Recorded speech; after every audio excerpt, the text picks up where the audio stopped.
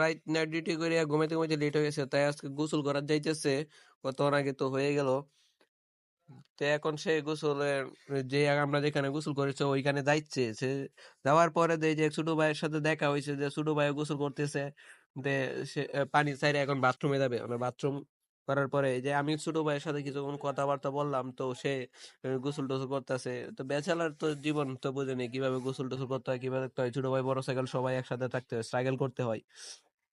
এই যে ট্যাপে পানি ছাইরে সে গোসল করতেছে। তো